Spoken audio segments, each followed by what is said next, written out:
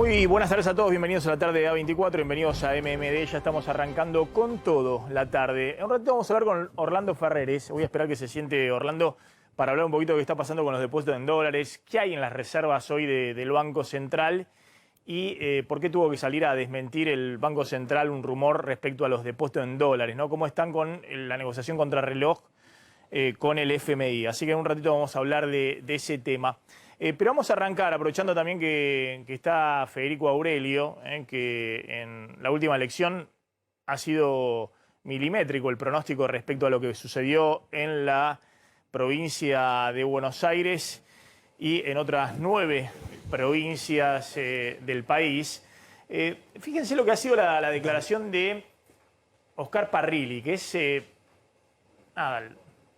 no llamo mano derecha pero el asistente, digamos, de Cristina, y lo ha sido durante mucho tiempo, desde que Cristina llegó a la presidencia. Algunos lo llamaban con un tono un poquito despectivo el mayordomo, porque era el secretario general de la presidencia y se tenía que ocupar de los quehaceres de organización de la presidencia, de la Casa Rosada, pero sin duda es el hombre de más confianza en el día a día de Cristina en el Senado, ¿no? Es senador por Neuquén, el doctor Oscar Parrilli. Recuerden que Parrilli había sido el que, antes de que empezara la campaña electoral y que Cristina definiera en el primer acto de campaña que se le iba a pagar al FMI con los derechos especiales de giro, con los DEC, 4.200, 300 millones de dólares, 4.300 millones de dólares que enviaba el FMI a la Argentina. Antes de que eso ocurriera, Parrilli había hecho todo un comunicado público de un grupo de senadores del Frente de Todos en una especie de carta abierta a Martín Guzmán, marcándole la cancha y diciendo que esos DEG, esas 4.200 millones de dólares que enviaba el FMI, no se podían usar para pagarle este año al propio FMI, sino que había que usarlo para paliar los efectos de la pandemia. Y eso puso a todos en alerta, en primer lugar al ministro de Economía, ¿no? Martín Guzmán, porque si lo decía Parrilli, obviamente era Cristina.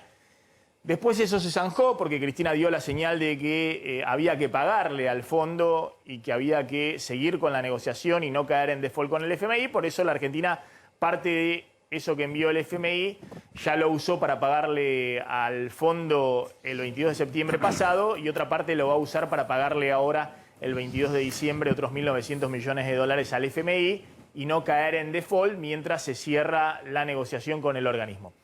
Pero dijo Parrilli en las últimas horas, no es responsabilidad de Cristina lo que ocurra con el Fondo Monetario. Y esto lleva un poco a la pregunta que nos hacíamos y sigue habiendo repercusiones alrededor de la carta de Cristina este fin de semana, en la cual en el gobierno interpretaron un apoyo a la negociación que está llevando Guzmán y Alberto Fernández con el FMI, y otros interpretaron como que Cristina en realidad apoya, mete en el barro a la oposición diciendo que todo eso se tiene que discutir en el Congreso, en diputados y senadores, y que ahí van a tener que poner la mano no solamente el oficialismo, sino también la oposición, y al mismo tiempo se despega. En todo caso, por si las cosas no salen bien, y en todo caso para no asumir el costo político de lo que implica un acuerdo con el fondo, que como siempre contamos, va a tener en los próximos meses impacto también en la economía real y en los bolsillos de algunos sectores de la Argentina. ¿Cómo estás interpretando, y gracias por venir también a Orlando Ferreres, que ya lo tengo acá, pero cómo estás interpretando, Federico Aurelio, este mensaje de Parrilli después de la carta de Cristina? Bueno, con Cristina siempre se da la misma contradicción, ¿no? Cuando no se expide sobre un tema, está la crítica de qué barbaridad que Cristina no diga nada sobre una cuestión determinada tan importante como el FMI. Y cuando se expide con una carta como la que se expidió el otro día, muchos, quizá los mismos, surgen con la crítica de, bueno, mirá lo que dijo y demás. En la carta de la vicepresidenta, lo que manifiesta es que ella no va a ser la única responsable de las decisiones que se tomen con el FMI. Indudablemente, si la vicepresidenta considera que no va a tener ninguna responsabilidad, va a estar muy alejado de la realidad, porque ella es una parte muy importante de este gobierno, no solamente es la vicepresidenta, sino que todos sabemos que es la líder del espacio político, y entonces lo que ella opine no es solamente en el rol que le compete institucionalmente, sino por lo que representa en el mundo dirigencial y en el conjunto de legisladores que van a votar. Lo que ella también describió es la competencia, que es la legislatura nacional, la que va a definir los alcances del acuerdo con el Fondo Monetario. Creo que el mensaje de ella en la óptica de limitar la responsabilidad de quienes van a tomar las decisiones es correcta. Si el objetivo en algún caso fuera, como lo que alguno pudiera interpretar de lo que dijo Parrilli, de que ella no tiene ninguna responsabilidad de la decisión que se toma, eso es incorrecto. Sobre todo porque, bueno, obviamente el gobierno busca compartir los costos con la oposición, diciendo el crédito lo tomó el gobierno anterior, pero los costos en términos económicos siempre los termina pagando el que gestiona. Y si tenés que subir tarifas o tenés que tomar medidas antipáticas en el mercado cambiario como se tomaron en las últimas semanas. Y aparte, a partir de diciembre, donde en ambas cámaras, tanto en la de diputados como en la de senadores, el oficialismo no tiene mayoría, todas las decisiones que se tomen en la legislatura van a tener que ser, de alguna manera, acordados con toda la oposición o con la suficiente parte de la oposición que les permita tener la aprobación de las leyes. El otro punto que dijo Parrilli, escuchá el audio respecto a los viajes al exterior, y acá lo meto a Orlando Ferreres, y la medida esta que se tomó para prohibir las cuotas y la financiación en el pago de tarjetas de crédito al exterior. Mirá. Con el Fondo Monetario Internacional la clase media no va a poder viajar al exterior, porque los dólares tienen que ir para el fondo, y esa es la verdad de la mecanismo. Mire, del 2005 en adelante aumentó la cantidad de argentinos que viajan al exterior de manera impresionante durante nuestra gestión y durante nuestro gobierno. Y esto empezó a limitarse, obviamente, cuando comenzó a las consecuencias de la política económica que había llevado adelante Macri. Yo creo que el doctor Oscar Parrilli, que obviamente no entiende nada de economía, pero tiene un error conceptual, como que tener dólar barato y que la gente pueda viajar al exterior con el dólar barato es un logro de una gestión. Y es lo que marca la debilidad de los planes económicos que después terminan mal. Pasó en el 2013, pasó en el 2015, pasó en el 2017 con Macri, también, cuando hubo récord de turismo de argentinos al exterior con un dólar súper atrasado. Bueno, después eso termina. Acá me parece que lo que se está discutiendo no es si la clase media, cualquiera puede viajar, si tiene recursos puede viajar al exterior. El tema es a qué precio. Claro. Y a qué precio del dólar, digamos, van a viajar los argentinos al exterior.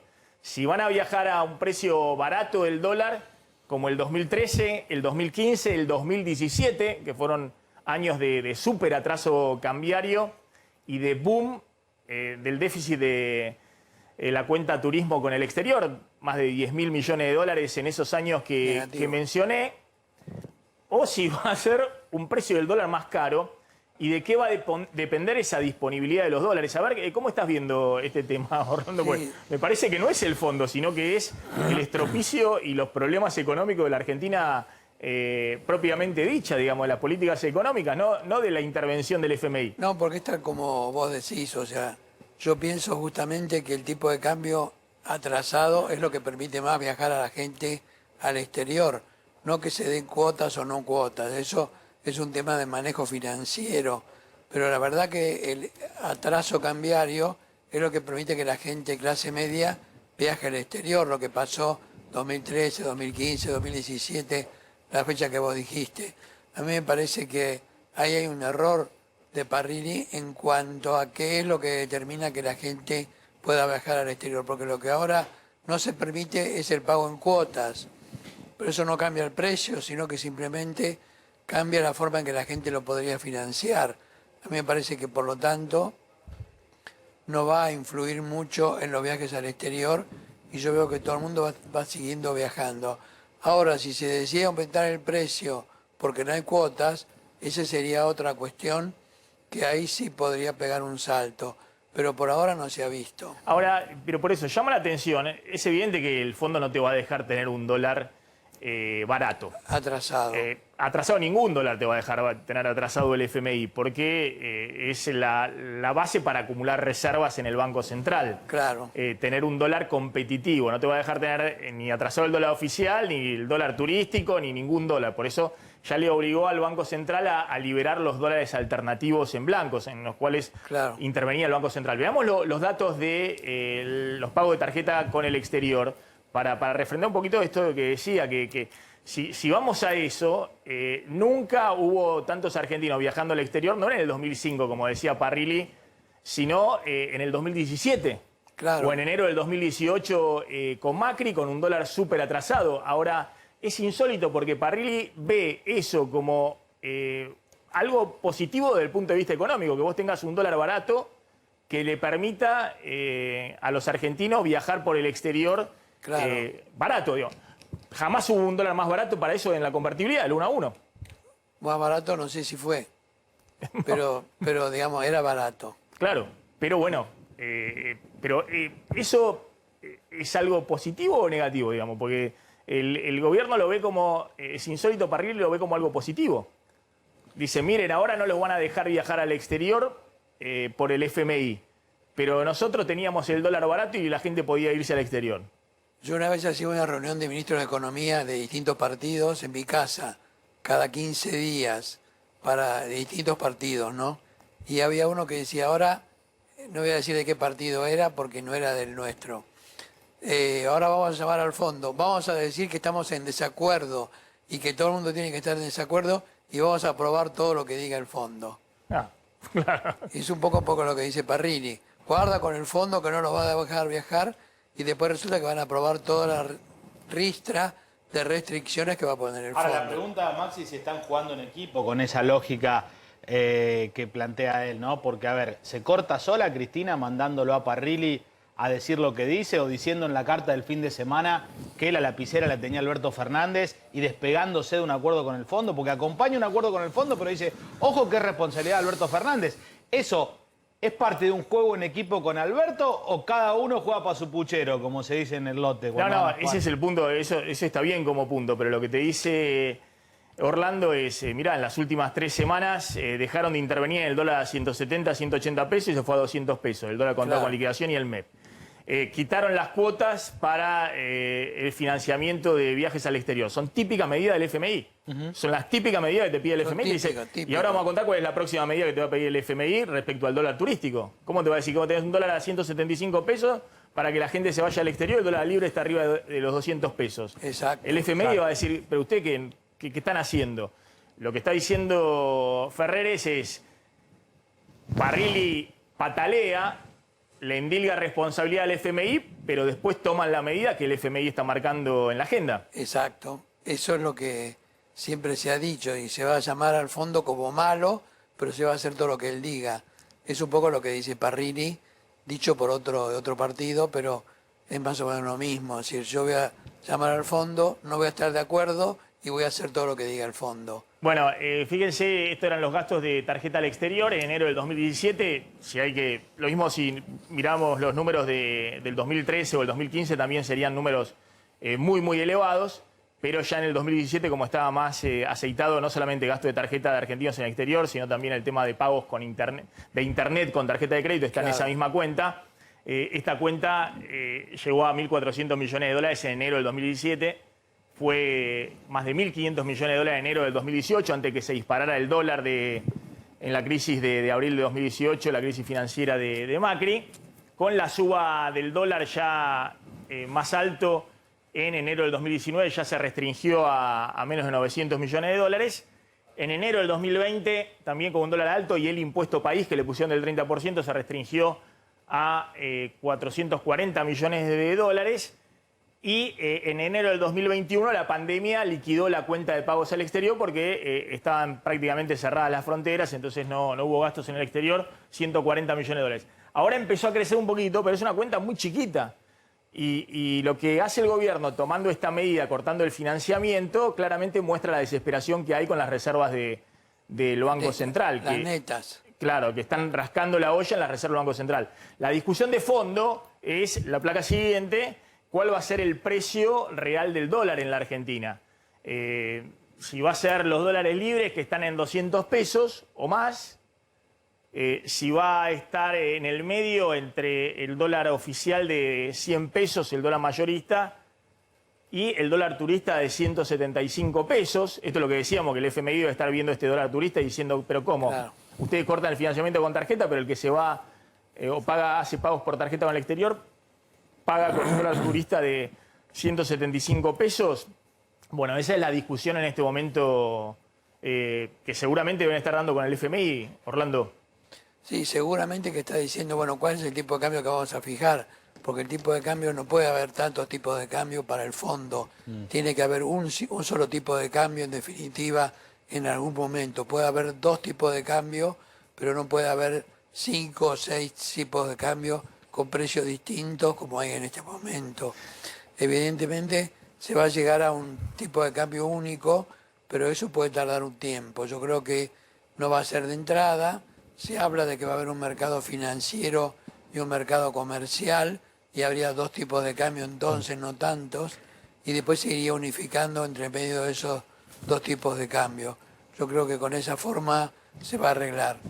Engancho acá este tema porque acá es donde tenemos que hablar un poquito del tema viajes y después ya nos metemos en otros temas del programa.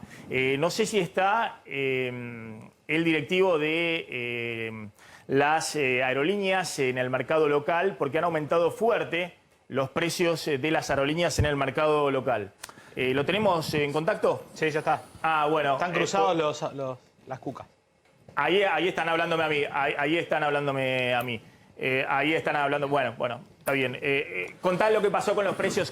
Y lo que se nota, lo que se evidenció en las últimas semanas fue un incremento muy fuerte en el precio de los pasajes en avión, los domésticos, ¿no? Al exterior. Es un fenómeno que viene ocurriendo, te diría, desde pasado mitad de año hasta acá, y que seguramente se va a profundizar en los próximos días por esta prohibición del Banco Central de pagar en cuotas los viajes al exterior. Fíjate, los aumentos en los pasajes de avión de cabotaje por el país, digamos, hasta 100% y algo más también. Eso tiene que ver con que hay una mayor demanda, y esa mayor demanda, porque la gente no se va a hacer turismo afuera, lo que hizo fue, digamos, no da abasto la oferta que existe en la cantidad de aviones, en la cantidad de asientos de aviones, y además hay una especulación por el tema del previaje, que acá nosotros hablamos, que como el Estado paga el 50%, reintegra el 50% del valor de los pasajes, entonces hubo incrementos en esos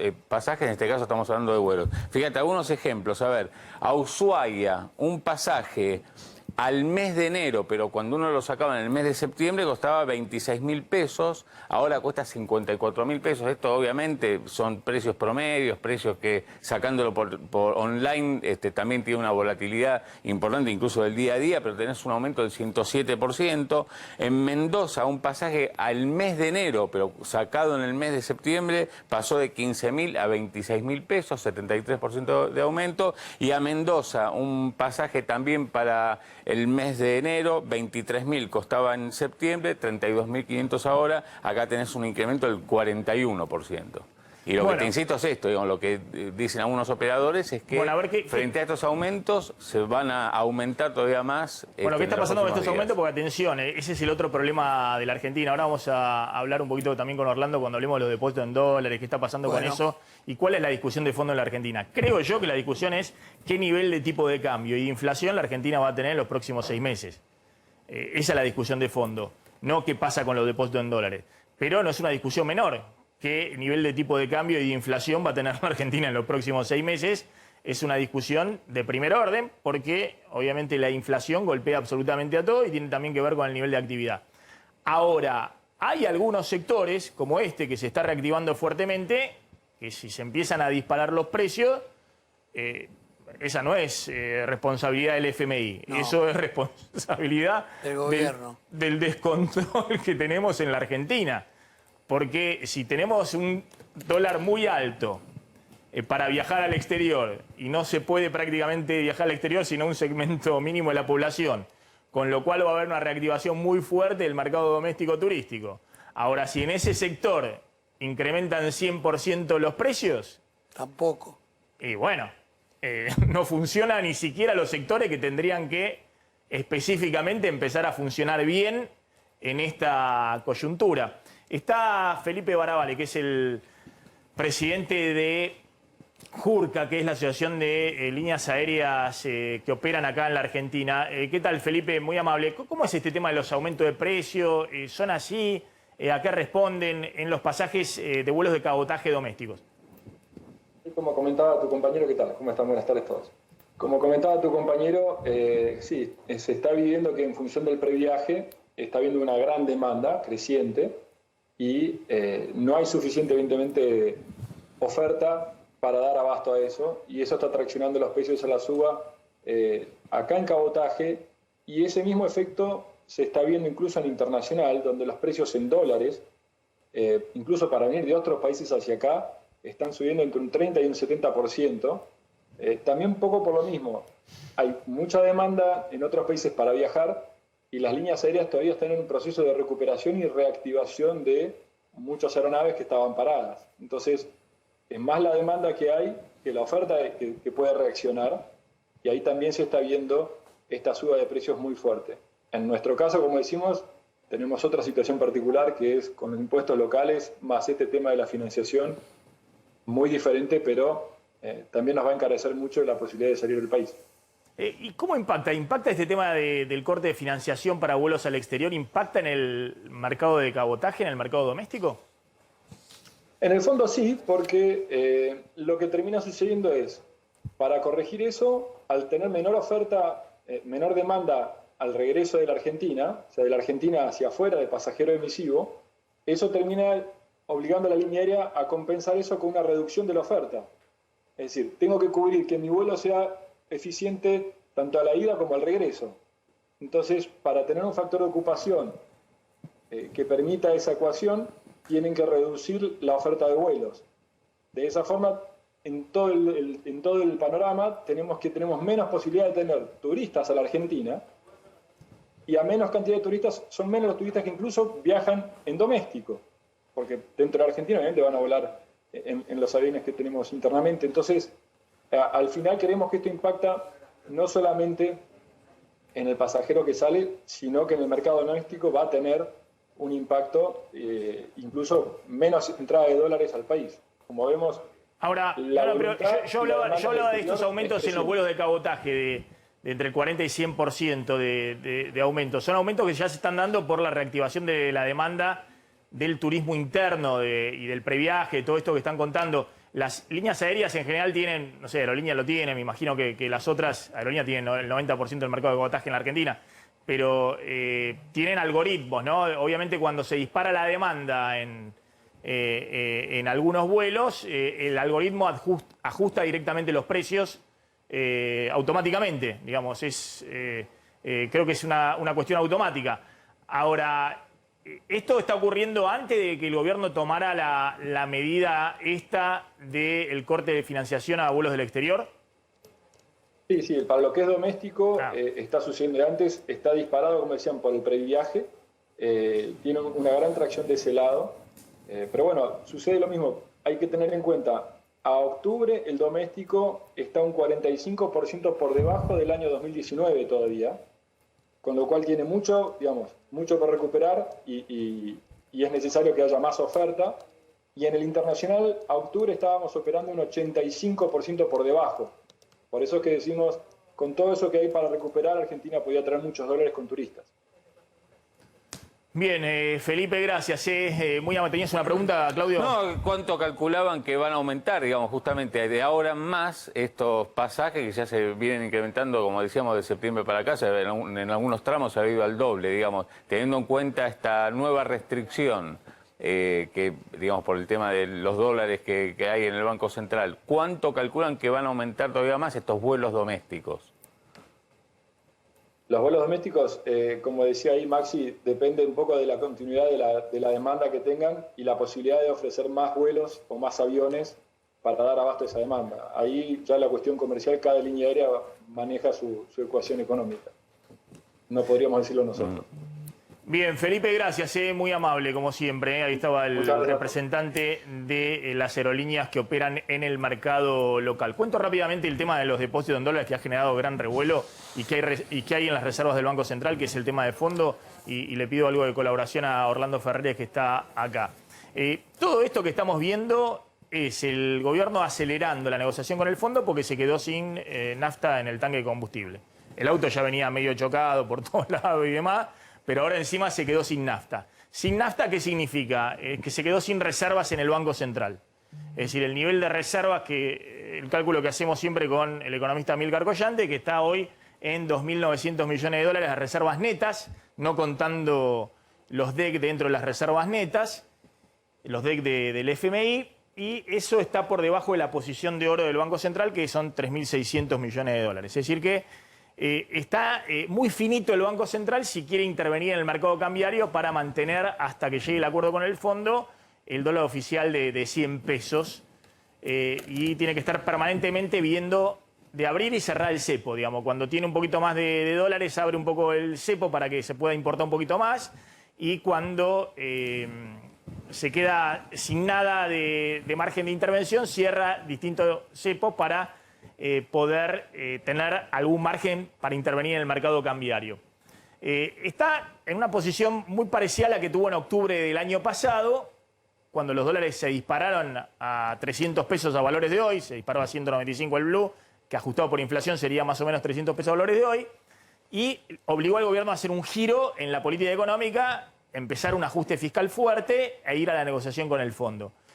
La diferencia es que en el medio entraron a la Argentina una cantidad récord de dólares del campo, de agrodólares. En los primeros 10 meses entraron 28.000 millones de dólares. No hay ningún registro en la serie histórica de tanto ingreso de dólares del sector cerealero a la Argentina, muy por encima incluso del año 2011, que había sido un super año, un año excepcional de ingreso de dólares. Y en el medio, así como entraron los dólares, se fueron. Y ese es el problema básico que tiene el gobierno, que hay dólares que están a 200 pesos, son los dólares libres, está tratando de sujetar el dólar de 100 pesos, el oficial, y se quedó sin reservas en el Banco Central. ¿Qué hay en las reservas del Banco Central? Y esto es un poco lo que todo el mundo está mirando con mucha atención. Bueno, las reservas del Banco Central marcan 42.000 millones de dólares brutos de reservas. Pero en realidad, cuando uno entra a descarbar, algunas de estas estaban resaltadas porque si no parece todo lo mismo, pero hay 42.000 millones de dólares de reservas brutas. Pero cuando uno empieza a ver qué hay y qué tenés ahí en las reservas, y bueno, mirá, tengo por 20.000 millones de dólares un papelito que en realidad son el swap con China, son yuanes. ¿Y esto para qué sirve? Y bueno, puede servir para muchas cosas si los chinos nos dan una mano, pero los chinos dicen primero arreglen con el FMI, después vemos para qué usan el swap. Por ejemplo, contamos que el Banco Central trató de canjear algo de dólares. Canjeó. Canjeó en su momento. En su momento hizo pruebas de canje con Martín Redrado y después con Alfonso Pratgay. No, pero Orlando, esto en estos días, digamos. Miguel Pelle consultó a ver si se podía canjear parte del swap, que son yuanes, por dólares, que te lo tiene que canjear el Banco Central chino, y poner una posición de dólares más fuerte en el Banco Central argentino. Le dijeron, una vez que ustedes arreglen con el fondo, podemos hacer muchas cosas, pero primero arreglen con el FMI. Entonces, la mitad de las reservas brutas que tiene la Argentina, en realidad son yuanes de los chinos que no los puedes utilizar hasta que arregles con el fondo. Después hay 11.980 millones de dólares que son encajes de los depósitos privados en el sistema financiero. Es decir, son dólares que están ahí, que en teoría no se pueden tocar porque son de los depositantes privados. Los bancos los dejan por obligación encajados ahí, indisponibles. En realidad los bancos están sobreencajando porque no tienen qué hacer con los dólares. Entonces se los dejan al Banco Central encajado. Está por arriba del 60% el encaje de los depósitos. Y son estos 11.980 millones de dólares que están ahí a la espera de que algún depositante retire los depósitos de los bancos. Después hay préstamos del Banco Internacional de Basilea, que es el banco de los bancos centrales del mundo. Y la Argentina tiene una posición de 3.000 millones de dólares en préstamos, pero está ahí, figura en las reservas, pero no está para vender en el mercado cambiario. Después hay otros depósitos de 1.000 millones de dólares del gobierno, que eventualmente podría usarse en algún momento, pero es una posición del gobierno lo que le queda al Tesoro en dólares. Y después están los 2.400 millones de dólares de los derechos especiales de giro, que es la moneda del FMI. Ya se usó una parte en septiembre, se va a usar ahora 1.900 millones de dólares para pagar el vencimiento de diciembre y hay que usar otros 700 millones de dólares para pagar el vencimiento de enero si no hay acuerdo antes. O sea que eso está ahí, se mira y no se toca para pagarle al FMI y no caer en default. Entonces, las reservas netas acá, bien resaltado, es las reservas brutas menos todo esto que no podés utilizar. Y eso es las reservas netas, que es lo que supuestamente podés usar para vender en el mercado cambiario. Lo que pasa es que la posición de oro del Banco Central, que siempre la contabilizamos en las reservas netas, está por arriba de esos 2.900 millones de dólares. Entonces las reservas líquidas, los dólares reales del Banco Central, y bueno, hoy está en rojo el Banco Central. ¿Dónde usa, cómo interviene en el mercado cambiario? El otro día me explicaba Martín Redrado, y bueno, posiblemente el oro que no está en el Banco Central, sino que está en Basilea, y bueno, pueden hacer que el Banco Internacional de Basilea, sobre una parte de la reserva de oro, le haga una transferencia de dólar y con eso intervengan. O que el Banco Central use parte de los dólares que tiene SEDESA, que es el organismo que garantiza los depósitos privados. O que el Banco Central haga un canje transitorio de parte de los DEC por dólares y esté interviniendo con esos dólares. No lo sabemos porque el Banco Central no dice con qué dólares está interviniendo y no publica las reservas netas que tiene. Este cálculo que le hacemos es en base al balance del Banco Central y son los números que se sacan en base a lo que aparece transparente y la información que da el Banco Central. Pero el Banco Central no te dice cuáles son las reservas netas y con qué dólar está interviniendo. Obviamente los dólares son fungibles, como los pesos son fungibles. Lo cierto es que el Banco Central está usando distintas cajitas donde puede para intervenir en el mercado cambiario hasta que llegue la ayuda del FMI. A partir de todo esto se generó una serie de rumores de que el Banco Central podía avanzar sobre los depósitos privados en dólares en el sistema bancario. Porque el Banco Central la semana pasada volvió a sacar una normativa en la cual obliga a los bancos a reducir al mínimo su posición propia de dólares, no los dólares de los depositantes, ni de los encajes, ni el efectivo que tienen los bancos como respaldo de los depósitos, porque eso de los depositantes, sino la posición propia de dólares que tiene el Banco Central. No es la primera vez que lo hace, lo viene haciendo desde el 2020. Los bancos para su posición propia no pueden comprar dólares hace mucho tiempo, porque están en un mínimo, y a partir de diciembre van a tener que vender unos 600 millones de dólares.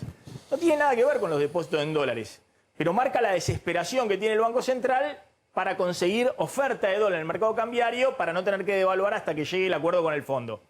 Ayer, como contamos acá, el Banco Central saca un comunicado diciendo que los rumores respecto al peligro de los depósitos en dólares son infundados, que ninguna de las normativas que sacaron tienen que ver con eso. Obviamente, cuando aclara el Banco Central, para muchos es peor que si no aclarase nada.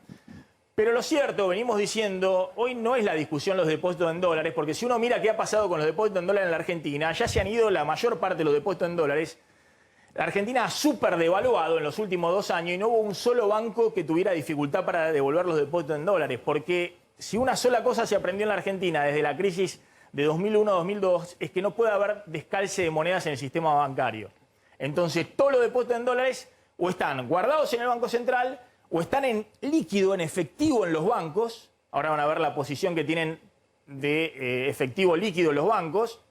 O están prestados a exportadores que cobran en dólares y que cuando sube el dólar tienen más capacidad para devolver los préstamos en dólares que si no subiera el dólar. Es decir, que no hay descalce de moneda, no es la convertibilidad, que devaluaban y el que estaba endeudado en dólares cobraba en peso y no podía devolverle el préstamo en dólar al banco y el banco no le podía devolver al depositante que había depositado en teoría dólares. Los depósitos en dólares después del 9 de agosto de 2019, cuando ese viernes previo a las PASO, el domingo se conoce que pierde Mauricio Macri frente a Alberto Fernández, hay una corrida de depósitos ya desde esa semana siguiente muy grande. Y en pocos meses, fíjense este dato, a noviembre del 2019, diríamos en 3 meses, se van el 43% de los depósitos en dólares del sistema financiero. Caen de 32.500 a 18.000 millones de dólares. Más de 13.000 millones de dólares se van del sistema financiero. No hubo un solo banco que no pudiera devolver los depósitos en dólares. Desde entonces, los depósitos en dólares se estabilizan. Hay una parte grande que tienen empresas, no particulares, ya en el sistema financiero. Y en marzo del 2020 estaban en 18.000 millones de dólares. Habían caído un poquito más después. Siempre a fin de año aumentan un poco porque muchos particulares lo que hacen es sacan dólares de la caja de seguridad, lo ponen como depósito para no pagar bienes personales, lo vuelven a sacar en enero. Lo cierto es que en marzo, antes de que empiece la pandemia, estaban en 18.000 millones de dólares. Con la pandemia y también el desmanejo del Banco Central, que empieza con los turnos, que no se podía sacar un depósito, que esto, que lo otro, y no había un problema con los depósitos en dólares, pero el propio Banco Central creó incertidumbre cuando puso todo tipo de regulaciones para operar en los bancos con la excusa sanitaria. Se fueron 21% de los depósitos en dólares. De nuevo, hubo una corrida, se fueron 4.000 millones de dólares, cayeron de 18.500 a 14.000 y pico, y de nuevo, no hubo un solo banco que no pudiera devolver los depósitos en dólares. Hoy los depósitos en dólares estaban a principios de octubre en 16.000 millones de dólares, han caído, hasta ahora, el último dato de noviembre, han caído 4%, cayeron unos 600 millones de dólares. No son datos que hoy sean preocupantes en términos de salida de depósitos en dólares, pero aún si se fueran el 50% de depósitos en dólares, como ya ocurrió en su momento, después de las PASO de 2019, en la segunda mitad del gobierno de Cristina, que tenía 30.000 millones de dólares de depósito y le quedaron, 15.000 millones de dólares de depósito y le quedaron 7.500, se le fueron la mitad. Aún si eso ocurriera, la mayor parte de los depósitos está encajado en el Banco Central y los bancos tienen una posición muy grande, ahí está la próxima placa, por favor, tienen una posición muy grande de dólares disponibles, tienen mucha liquidez en dólares, con lo cual hay una cobertura hoy de los depósitos en dólares, entre otras cosas porque los que tienen que tomar préstamo en dólares, que son los exportadores, ni siquiera están tomando préstamo en dólares porque ven venir una devaluación, entonces le cancelaron a los bancos todos los préstamos en dólares, porque dicen, me financio en pesos, que me conviene mucho más que tomarle un préstamo en dólares, aunque sea una tasa mínima a los bancos argentinos. Eso están haciendo los exportadores. Y por eso, de los depósitos en dólares, hay 11.900 millones de dólares en encajes y 3.200 millones de dólares en efectivo en los propios bancos. Con lo cual, la cobertura de los depósitos en dólares privados en el sistema financiero está en un nivel récord de 95% de los depósitos en dólares tienen cobertura o en encajes o en los dólares que tienen los bancos. Para que se haga una idea, cuando la cosa funcionaba más razonablemente, a mediados del 2019, cuando empezó esa corrida después de las PASO, la cobertura era del 50%. Porque una parte de los depósitos en dólares estaba encajados en el Banco Central, otra estaba muy poquita en efectivo disponible en los bancos, y el resto estaba prestado, que es como tienen que ser en todo sistema financiero, en este caso con los depósitos en dólares. Cuando empezó la corrida, obviamente los bancos empezaron a recuperar los créditos de los exportadores, le empezaron a dar los dólares a los depositantes, se fue la mitad de los depósitos en dólares, no hubo un solo banco que cayera. Insisto con esto, Argentina tiene, me parece, y ahora te lo pregunto, mira, justo llegó José Luis Espert, pero tiene muchos problemas, toda clase de problemas por delante. El principal es cuál es tu rumbo, más allá del acuerdo con el fondo. Un problema de fondo, que es cuál va a ser el nivel de tipo de cambio de inflación el próximo año. Pero el tema de los depósitos en dólares no es la discusión en este momento, ¿no? No sé si coincidís, Orlando. Sí, yo coincido. Yo creo que ahora que terminaron las elecciones va a venir una aceleración de la devaluación oficial, que era del 1% mensual, con una inflación del 3,5% o algo así. Entonces, eso se va a acelerar en los próximos meses, diciembre, enero, febrero, marzo, quizás abril. Y eso va a acelerar también la inflación, porque no hay forma de hacer una devaluación en un solo día. Creo que el fondo no sé si lo permitiría, pero el gobierno seguramente no lo haría. Por lo tanto, yo creo que va a haber una aceleración de esos activos que están un poco frenados. Lo mismo con el gas y con la electricidad y con la nafta, que están también fuera de precio y que se van a corregir, yo creo, en los próximos meses, porque ya no da más para seguir así. Lo que estamos viendo con los pasajes de las líneas locales muestra, digamos, un encarecimiento y en los cuales influyen también los costos, obviamente. O sea que en definitiva vamos a tener un aumento del tipo de cambio, un aumento del precio de la luz, gas, el teléfono, etcétera, todos los servicios públicos que están congelados y también de los precios fijos que vencen el 7 de enero del año que viene. Así que con eso va a haber una aceleración de la inflación. ¿Cuánto sería la inflación? Más que la de Ya este estamos año. en 50%. Más que la de este año, que es 50, 52. O sea, va a ser un poquito más. Tampoco va a ser una hiperinflación, pero puede haber una inflación, digamos, del 55 al 60%. Y yo creo que eso va a ser duro de absorber. Me parece que ese proceso va a ser complicado de explicar políticamente. Pero no tiene más remedio porque hasta ahora lo han hecho políticamente. Por eso que se atrasó el tipo de cambio bastante, lo cual también trajo como consecuencia lo que le pasa a los exportadores. Como no se está devaluando, nadie toma préstamos en dólares porque dice, bueno, ¿para qué si ahora va a venir algún ajuste cambiario un poco más importante y después lo liquido? Con lo cual, como ni siquiera los exportadores toman los préstamos en dólares y los devuelven, digamos, el riesgo sobre los depósitos en dólares. Ahora, distinto es si se piensa que el gobierno puede hacer cualquier cosa, que es un poco lo que aparece en medio de también las indefiniciones por parte del gobierno. Pero uno tiende a pensar que si van a un acuerdo con el FMI, justamente para tratar de frenar una corrida cambiaria mayor, claro. no se van a querer comprar una corrida bancaria. Hasta ahora la Argentina no ha tenido, desde el 2002, ha tenido todo tipo de corridas cambiarias. Las tuvo Cristina, la tuvo Macri, la hemos tenido ahora y demás. Las corridas bancarias ha sido gente yendo a buscar los depósitos en dólares, pero sin ninguna dificultad para poder retirarlo. Claro. Pero bueno, obviamente no es bueno también tener una corrida bancaria en el medio de una crisis Que sería cambiaria. un riesgo que podría ocurrir, dada que las LELIQ, las letras de liquidez, son bastante altas en proporción a lo que son los plazos fijos. O sea que ahí puede haber algo que haya que resolver y que quizás provoque algún movimiento de corrida bancaria. Pero no estamos diciendo que eso va a ocurrir.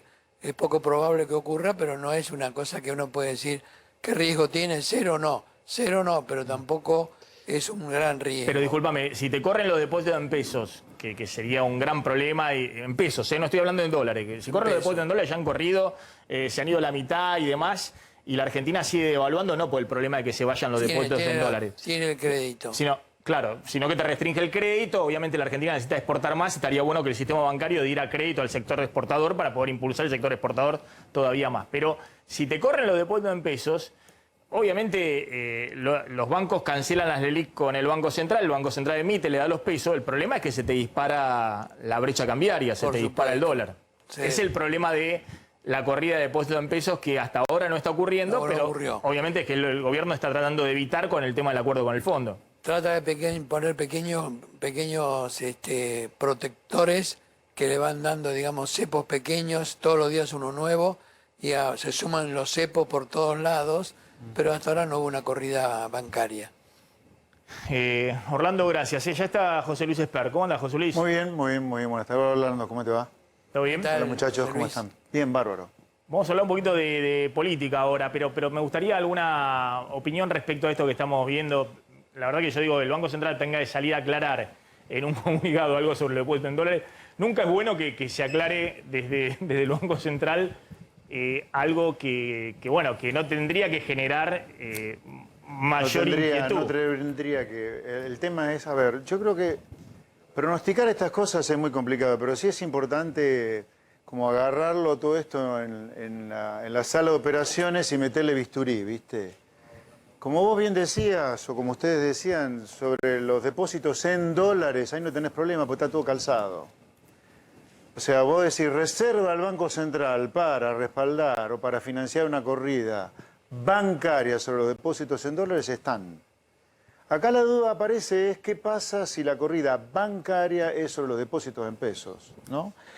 Y yo se te diría- dispara el dólar, se te disparan Sí, los pero dólares ahí alternativos. con estas cuentas que yo te vi a vos, que la he Sí. visto en 1000 lugares, la verdad, a mí no me queda claro que le quedan tan pocas reservas al Banco Central para afrontar una corrida bancaria en pesos. ¿Por qué? Porque Es decir, explícalo bien. No. Si hay una corrida bancaria en pesos, el Banco Central tiene que vender dólares Sí. en todos los mercados, digamos, para que no se le Sí, disparen porque, los a ver, dólares. cuando vos haces el swap chino, ¿para qué lo haces?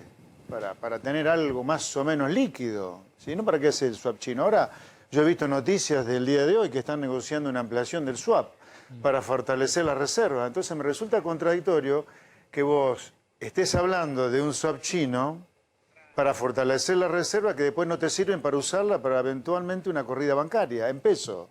No. A mí no me queda claro que haya que restarle tantas cosas a las reservas para decir cuánto tenés para bancar una corrida en pesos. No hay duda que hay que restarle los encajes sobre los depósitos en dólares porque no son del Banco Central.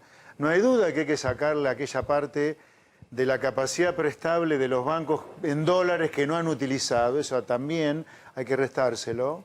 Y ponerle de 42.000, ¿te quedás con cuánto? Con 26.000, con 28.000.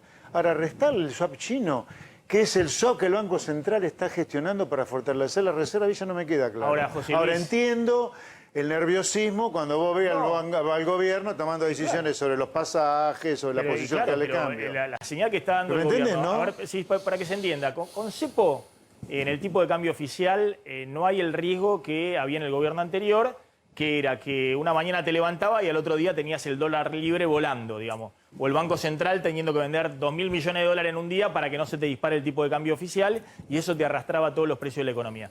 El cepo te permite eso, tener tiempo, ver las cosas de otra manera. Te genera muchos problemas, pero eso lo tenés controlado. Ahora, lo que vos estás contando es que si te corren los depositantes en pesos, van a sacar el depósito del banco y van a ir a correr al blue, o van a ir a correr al dólar MEP o al contado con liquidación, a los dólares alternativos. Ahora, lo que hemos visto del Banco Central en los últimos días es un Banco Central que se retira de intervenir, por ejemplo, en esos dólares alternativos en blanco, que el Banco Central le había puesto un límite en 170 pesos y ahora están en 200. Sí. Y ahí se ve la mano del FMI, no sé qué opinás vos. O cuando el Banco Central por 200 millones de dólares al mes te restringe el tema de las cuotas para pasajes al exterior. En algún lugar O lo una que de vos dos, o el estás diciendo- FMI está metiéndose muy duro o se quedaron sin un dólar en la reserva. Ahora, por eso, vos mirás el comportamiento del gobierno y del Banco Central, es decir, no tienen reservas líquidas en los hechos. Ahora, vos mirás los números y decís, ¿dónde están las reservas no líquidas acá? ¿Entendés? Es raro, para mí es raro, muy raro. Difícil de entender, difícil de cerrar. A mí eso de andar restándole todo, ¿viste? La reserva, bueno, no hay ningún banco central que acumule reserva con recursos propios en el Bueno, mundo. que un banco central Salvo que tengas un superávit. está vendiendo No, bueno. como vendió el Banco Central de la Argentina, 3.000 millones de dólares en la brecha cambiaria. Sí, pero te quiero decir, se le fueron todos los dólares que ingresaron en la... desacumuló reservas en el dólar oficial en un año en que entraron dólares récord. Sí, pero guarda con esto de andar restándole todo lo que haya dando vuelta de pasivo el central, porque yo no tengo claro que esté bien eso, ¿eh? A mí no me parece que esté bien. Porque si el oro, si vos después a través del BIS, como vos dijiste, te haces de los dólares, el oro es reserva neta. no sé, ¿viste? El oro es reserva neta, no. Lo tenés que dejar ahí. No se lo restamos al oro. Lo que decimos es que... No, yo enfatizo que no lo restes. Es reserva neta. Ahora, un algo... swap chino, la verdad, ¿para qué lo hace los swap? Lo hace para tener reservas líquidas, no lo hace para otra cosa. Entonces, ¿por qué después lo vas a restar cuando pensás en las reservas que te quedan para afrontar una corrida de los depósitos en pesos? La verdad que no lo entiendo. Ahora, después veo un gobierno cavernícola que se te mete con los viajes al exterior, se te mete con la posición general de cambio, ¿viste? Y decís, ¿tienen dólar o no tienen dólar estos tipos?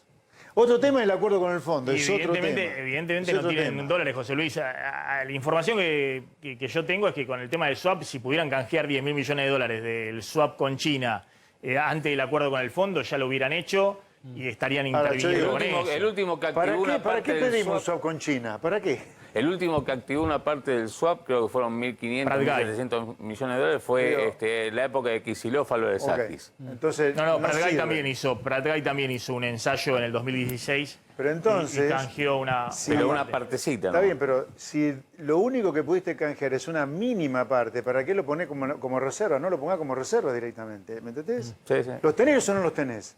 Los dólares del swap chino.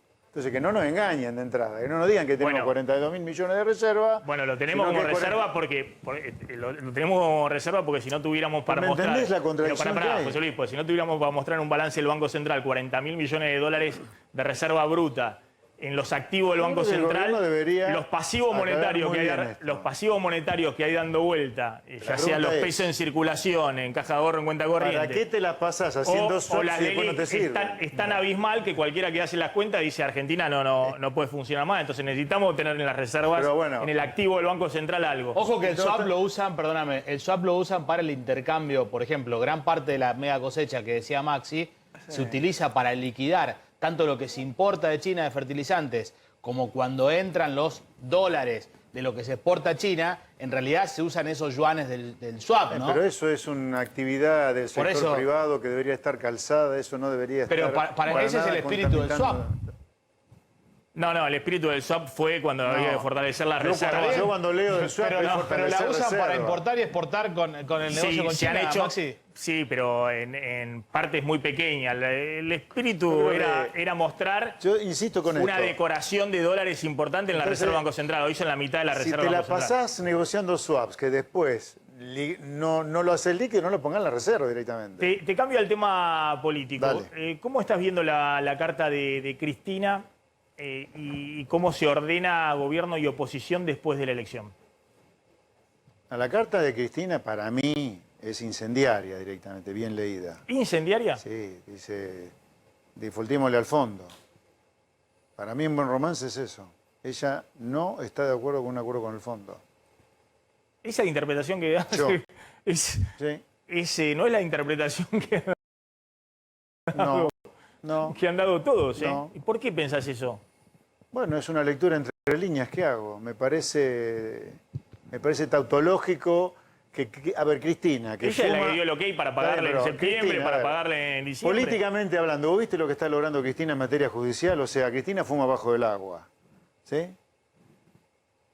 Entonces, una persona que fuma bajo el agua o juega a la mancha con los aviones, de lo rápida que es, en una carta que diga, uy, los anteojitos, en una carta que diga, sí, es responsabilidad del Congreso el acuerdo con el fondo, es obvio, hay una ley que dice eso. ¿Qué es responsabilidad del presidente que envía el proyecto al Ejecutivo? Es obvio. Yo creo que hay que leer muy entre líneas.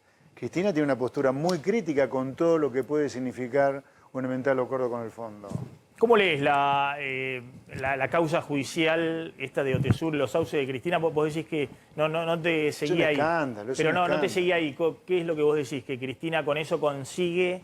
A ver, Cristina va logrando impunidad a medida que Sí. avanza el tiempo. Por eso te digo, fuma bajo el agua. Una persona que logra lo que logra Cristina, estando casi así, terminar libre, que diga lo que diga en esa carta, las obviedades que hay en esa carta, no. Para mí lo que hay que leer es, hay un parrafito de ella que dice, y lo pone con mayúscula, la palabra inclusión social. Ese párrafo hay que agarrarlo. Es ahí donde ella dice, yo no quiero un acuerdo con el fondo, aténganse a las consecuencias de cómo el acuerdo con el fondo va a abortar este proceso de crecimiento con inclusión social.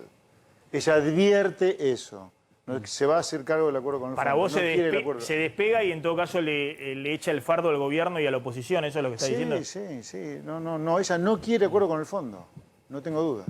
No, fíjate que hasta lo hace explícito cuando dice la lapicera, cuando vos tenés que aclarar tanto, la lapicera la tiene Alberto en un Por eso. contexto donde están negociando. Y a los 2 días, lo que decías al principio, Maxi, sale Parrilli, que ya todos sabemos que es el vocero de Cristina, a hacer explícito lo que decís vos, José Luis.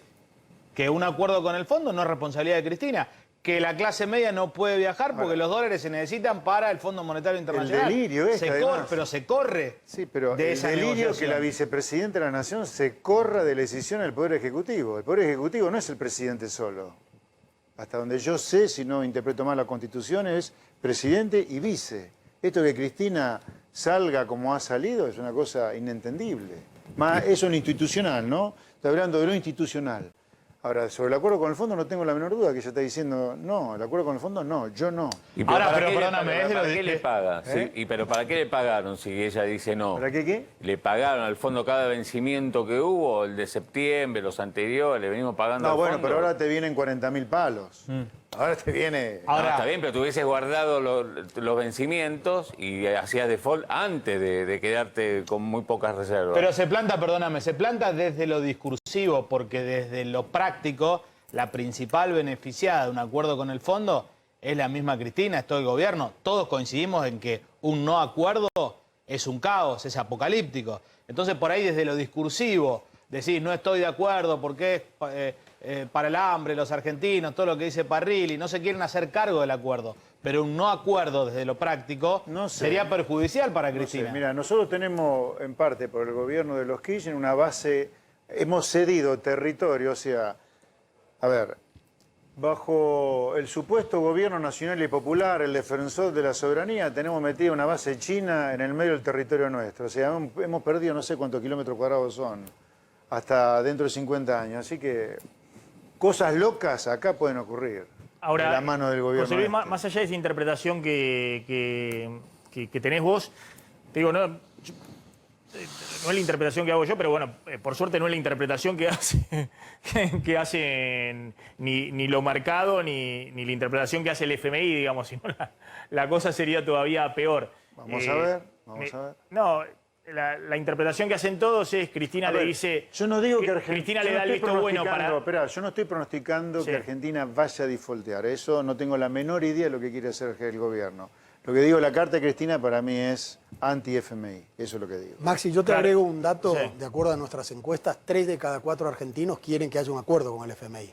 Sí, por eso no sé si es tanto hacerse cargo o no hacerse cargo, porque independientemente de la opinión unánime de todos los economistas de que hay que llegar a un acuerdo con el FMI, en este caso también está avalado por la opinión mayoritaria de la gente. No es que la gente cree que no hay que llegar a un acuerdo, que hay que destinar los fondos a otra cuestión, sino que están diciendo, por supuesto que pretenden que sean en las mejores condiciones para la Argentina, pero claramente la gran parte de los argentinos creen que... Ahora, si vos haces esa encuesta dentro del electorado de Cristina, por ahí no es tan...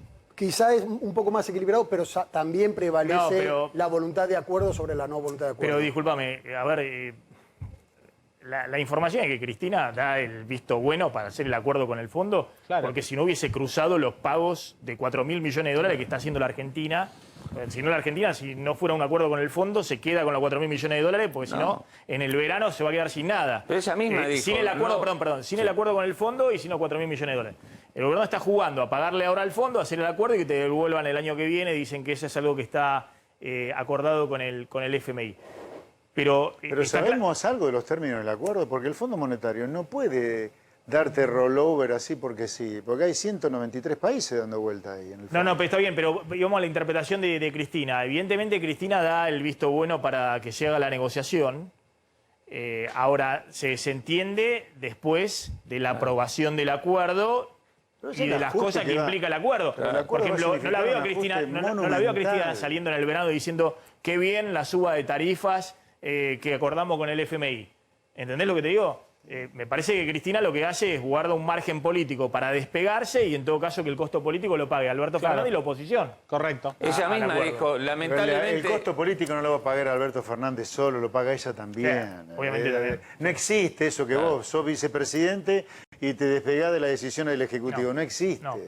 No existe. Coincido. O sea, se hunde ella junto con Alberto. De acuerdo al pronóstico que hizo Orlando Ferreres, de 55-60% de inflación en el 2022, ya la Argentina tiene suficientes problemas internos como para encima de todo agregarle una falta de acuerdo con el FMI. Claro, sí, pero además... Son dos cosas distintas. Pero perdón. Yo soy la primera persona que te voy a decir, mirá, acordá con el fondo porque el escenario de no acordar es 10 veces peor. Sí. Ahora, acá han pasado cosas locas, en Argentina, muchas cosas locas.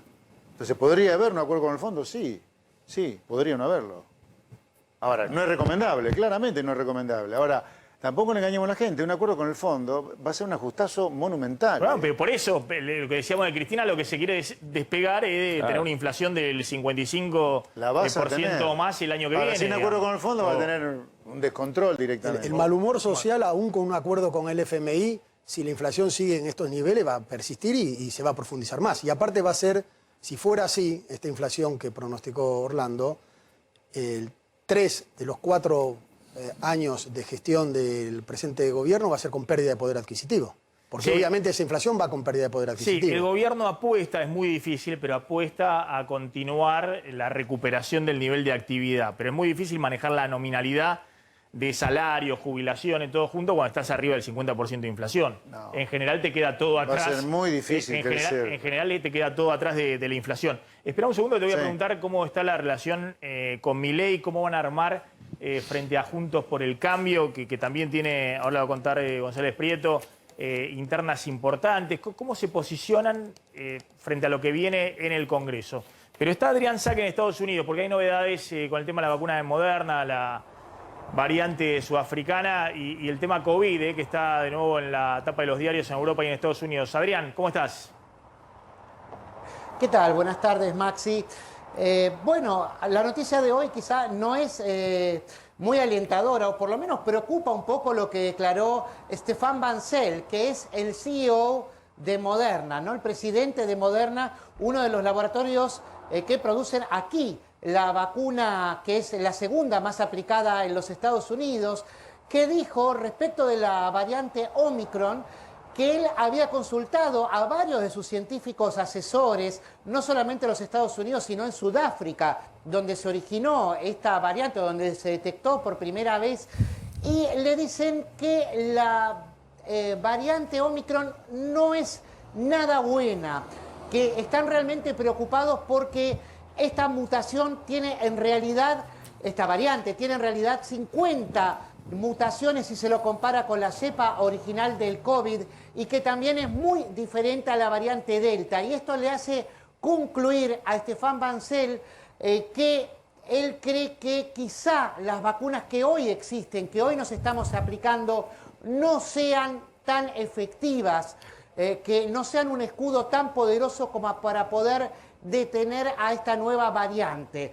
Inmediatamente después de que hizo estas declaraciones desde Sudáfrica, otros científicos dicen que en realidad no hay motivos para preocuparse porque hasta ahora todas las personas que reciben, que dieron positivo de esta variante, son no vacunados, ¿no? O vacunados con una dosis. Recordemos que Sudáfrica es uno de los países que en el mundo menos porcentaje de vacunados tiene. Menos de un cuarto de la población de Sudáfrica se vacunó y además hay un 20.4% de la población en Sudáfrica que es HIV positivo, lo que lo hace más susceptible al tener el sistema inmunológico debilitado a justamente albergar el COVID y generar nuevas variantes, que es donde más se produce, donde más circula, es justamente donde menos vacunación hay. De todas maneras, Stéphane Bancel dijo que Moderna está listo, está preparado para desarrollar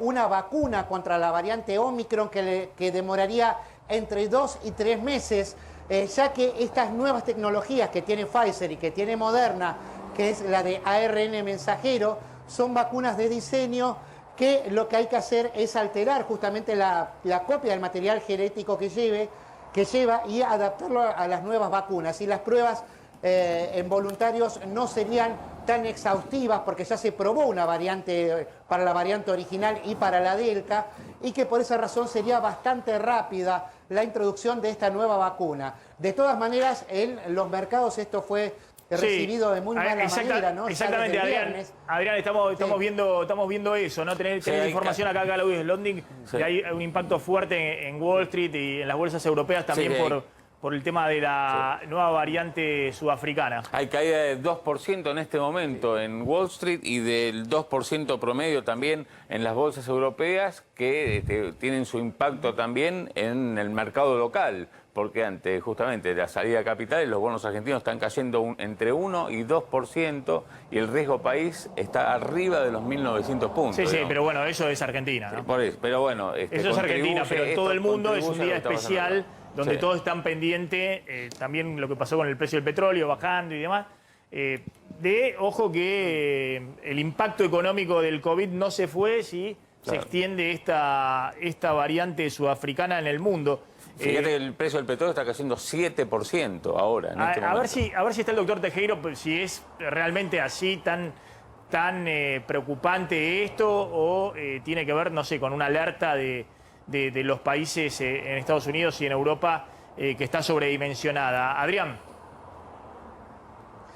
Bueno, realmente eso es justamente lo que se está debatiendo porque dicen que todavía no hay estudios suficientes para saber cuál es el verdadero impacto que puede llegar a tener esta variante, de la que se cree que es mucho más contagiosa, pero no necesariamente más peligrosa. Y eso cambia un poco la ecuación. Desde la Casa Blanca lo que contestan es que hay que insistir en la aplicación de terceras dosis, ¿no? Que lo que sería lo que es conocido acá como booster, y de hecho hoy la CDC, ¿no? El Centro de Control de Enfermedades Infecciosas, que depende de la Casa Blanca, hoy justamente les pidió a todos los mayores de 18 años que se apliquen la tercera dosis. Antes era una recomendación, ahora se los está pidiendo. Creen que con una tercera dosis se restaura el número de anticuerpos que recibe cada vacunado y que sería suficiente para enfrentar todo tipo de variantes, incluso justamente la Omicron. Pero como sobre la Omicron no se sabe bien qué pasa y hay muchos rumores, justamente es a partir de ahí y que estas especulaciones vengan de uno de los fabricantes de las vacunas, justamente es lo que está generando pesimismo. Pero vamos a ver si hay nuevas declaraciones, si hay estudios contundentes justamente que den conclusiones definitivas sobre qué tan peligrosa puede ser esta variante. Doctor Tejero, gracias por atendernos, muy amable. Le hago una sola pregunta, doctor. ¿Efectivamente es tan peligrosa esta variante? ¿Por qué hay tanto ruido en Europa y en Estados Unidos con esta variante sudafricana? No, de ninguna manera. Lo que sí se ha demostrado que es una variante que tiene una gran cantidad de mutaciones, entonces de alguna manera es mucho más contagiosa, pero de ninguna manera podemos pensar que sea más agresiva, más letal o que tenga mayores complicaciones. Sabemos inclusive que el nivel de protección que dan las vacunas para toda la familia SARS-CoV-2 es adecuado. Y es posible que la industria farmacéutica, que ya está trabajando en la modificación de la vacuna, tenga rápidamente vacunas orientadas con más efectividad para estas nuevas variantes. ¿Y por qué entonces toda esta repercusión en Europa, también en Estados Unidos? ¿Por qué tanta preocupación? Y sobre todo, preocupación sobre también el impacto económico que puede tener. Sí, porque el hecho de que aparezcan variantes de este tipo, donde realmente son más contagiosas y que está demostrado en Europa, hay gran cantidad de población todavía no vacunada, como es lo que está pasando en Alemania, con un 30% no vacunado. Pero lo más preocupante es que en África hay regiones donde no llegan al 10% de su población vacunada. Entonces eso permite que se generen nuevas variantes. Y cada impacto, cada variante que genere mayor contagiosidad, tenemos el gran problema social y lo que pasa habitualmente con los trastornos de la economía de cada región, ¿no? Doctor, brevemente, ¿cómo estamos en Argentina con el tema de vacunación y el tema de contagios que han aumentado en las últimas 2 semanas en niveles muy bajos, ¿no? Sí, nosotros tenemos algo de 1.700 casos días promedio, que es un nivel bajo de contagio. Pero tenemos que tener en cuenta que con la movilización de fin de año, el año pasado también tuvimos un pico de contagios. Y en eso tenemos que tener cuidado. El nivel de vacunación fue alto, nosotros estamos llegando 60 y pico % de vacunados, pero tenemos que lograr llegar a todos esos grupos que todavía no fueron vacunados para antes del otoño-invierno. Nosotros tenemos este tiempo, estos 2-3 meses que es necesario que lleguemos a vacunar acercándonos a más del 90% de la población. Doctor Tejero, gracias, muy amable. Adrián Sack, gracias, de Estados Unidos, siempre impecable desde allá. Vamos a hablar del tema político. O sea, más infeccioso pero menos mortal, la variante esta. Están con eso, sí, más contagiosidad, pero bueno, el tema es los no vacunados, ¿no? Cómo se avanza con el tema de los no vacunados. Hay polémica con eso, Maxi, con el tema. No, ¿qué se hace con los no vacunados? Porque dentro del mismo espacio de gobierno, entre la provincia de Buenos Aires, entre el ministro de Salud y el gobernador incluso, que salió a a respaldar al ministro de Salud de la provincia de Buenos Aires y Carla Bisotti, hay discrepancias respecto a esto del pasaporte sanitario.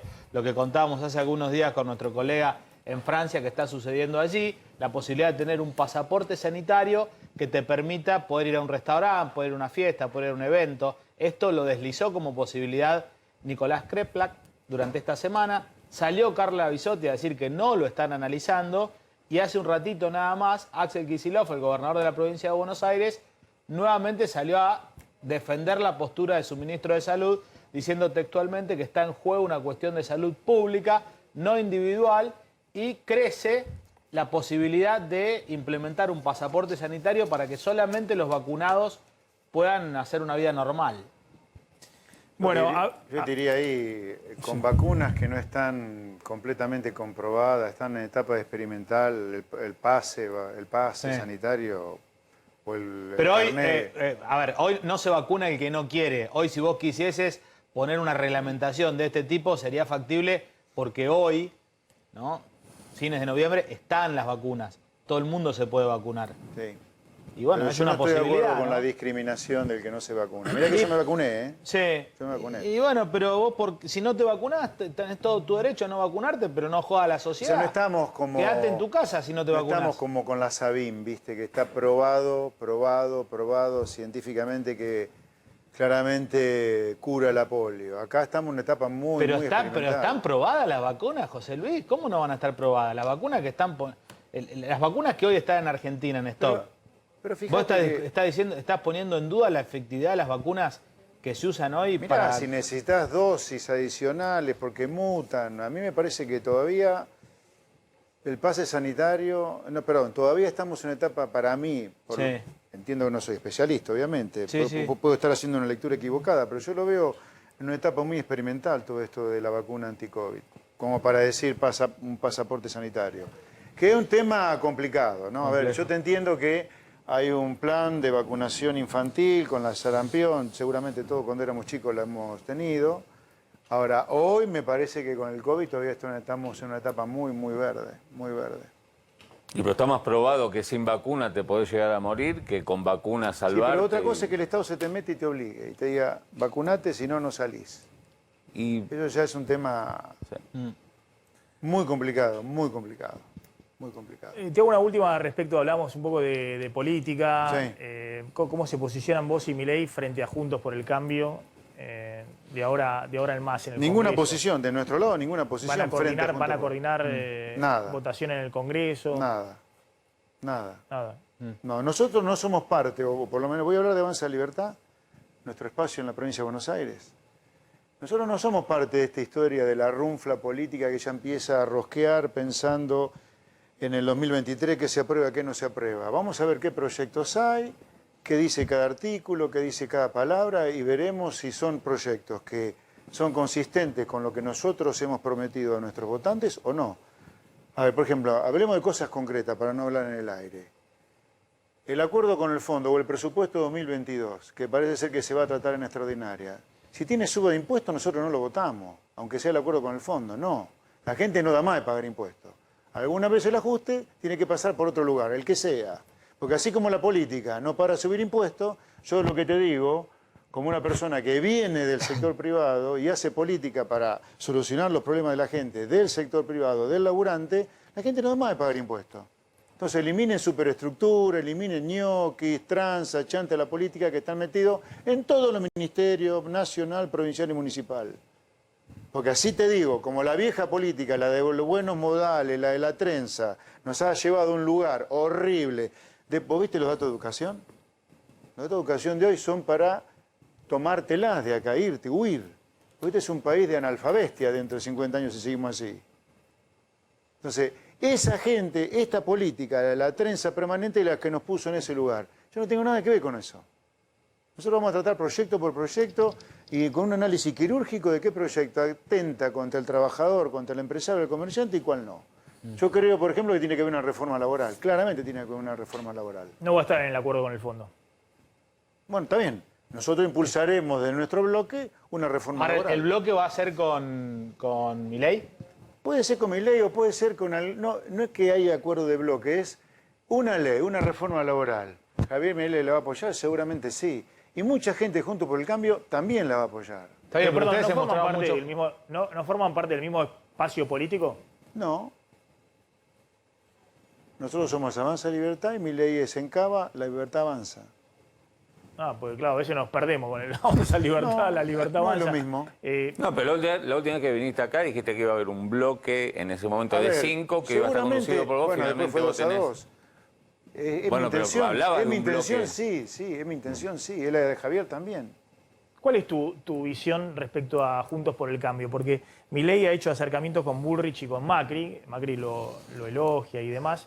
¿Qué visión tenés vos ahí? ¿Vos crees que se puede construir? Yo decía, bueno, tal vez Milei y Spert tienen un poco la estrategia de Trump, que fue ir avanzando sobre el Partido Republicano, metiéndose y después se quedó con el Partido Republicano. Digamos, si esa es un poco la estrategia que tienen, digamos, de ideológicamente ir metiéndose en lo que es hoy la coalición de centro-derecha. Coincidís en que hay dos coaliciones en la Argentina, una de centro-derecha, que es Juntos por el Cambio, y otra de centro-izquierda, por llamarlo de alguna manera, que sería la de Frente de Todos. Te repito algo, Sí. y no es por repetir algo al pedo, digamos, es porque estoy convencido. Nosotros logramos algo, los liberales, muy importante en esta elección, que fue correr el debate hacia un lugar de mucha mayor sensatez. No en vano Milei salió tercero en Capital. Nosotros en la provincia de Buenos Aires, en la provincia de Los Varones del Conurbano, con 2 escarbadientes, sacamos 7,5 puntos, casi 700.000 votos, tercer lugar. Un hecho histórico desde la vuelta a la democracia. Solamente había ocurrido un dato así en el 91 cuando se eligió gobernador. O sea, nosotros hicimos historia en la provincia de Buenos Aires siendo liberales. O sea, ya el debate ha cambiado y bastante, te diría. Entonces, hacia adelante, dado los buenos resultados que hemos tenido, queremos seguir transformando ese debate en el Congreso con proyectos de leyes que nunca se han discutido, de manera muy concreta. La reforma laboral, la reforma previsional, una reforma del Estado otra vez hay que hacer, sí, otra vez, lamentablemente, porque los Kirchner hicieron todo al revés. La gente no da más de pagar impuestos, entonces alguien tiene que no vas a un achicarse. pacto, a un acuerdo político con nadie hoy en Argentina. No. Nosotros vamos a laburar en los proyectos de leyes que le solucionen los problemas de la vida de la gente. Entonces yo quiero que me diga un legislador del espacio que sea, a mí no me interesan los problemas de la gente. A mí me sigue gustando la trenza. A ver, boleta única de papel. La boleta única de papel tiene que estar desde el primero de enero, 10 de diciembre, cuando sumamos, en la discusión en el Congreso Nacional. Entonces, a mí que me diga el diputado del Frente de Todos, de Juntos por el Cambio, de la izquierda, ¿por qué no la boleta única de papel? No hace falta acuerdos políticos, Marco, para discutir un problema tan concreto como la boleta única de papel o la reforma laboral. No estoy de acuerdo con la trenza, ¿no? Pero ponele otro nombre semánticamente. Consensos pero la hay que trenza, a lograr priori, para... pero consenso para poder aprobar las cosas que te interesan. Ya de entrada necesitas 129 para tener un quórum. Entendeme. Con 4 diputados no. ¿Dónde ponemos el foco? Yo no quiero más el carro delante de los caballos. Está bien, pero el Congreso no le quiero más a eso, es un donde vos escenario primero de te pones de acuerdos. acuerdo. Déjame terminar. Sí. Te pones de acuerdo primero, políticamente hablando, y después discutimos cualquier estupidez. No. Pongámonos de acuerdo después que estemos de acuerdo en las cosas que hay que hacer. Está bien, a mí no me interesa un acuerdo conjunto por el cambio en el aire, o con el Frente de Izquierda, o con el peronismo, con quien sea, en el aire. Pero José Luis, ¿cómo construís? Vos compartís un espacio con Javier Milei. Sí.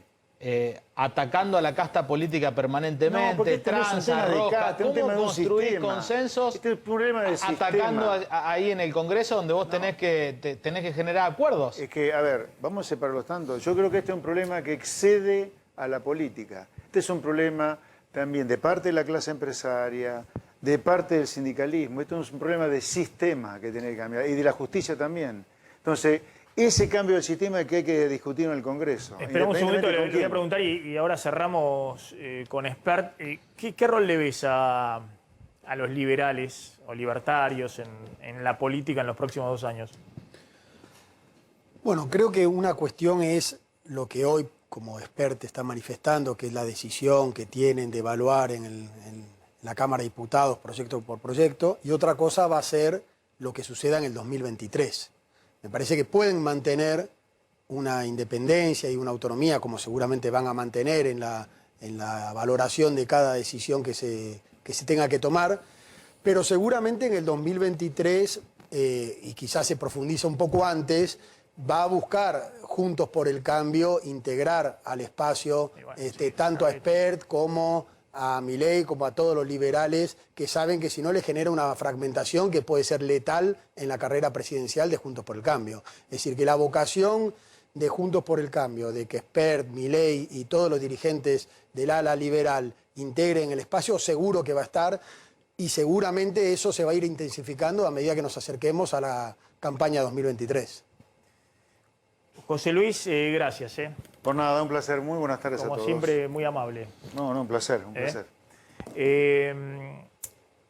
Contame qué está pasando con el ABL. Mirá, esto es una cosa para Spert y para que se haga mala sangre para el año que viene. Con el ABL y con patentes, provincia de Buenos Aires, el año que viene. Pues nosotros contamos que en la ciudad de Buenos Aires aumenta patentes 70-75% el año que viene porque están con el registro de aumento de la evaluación de los autos.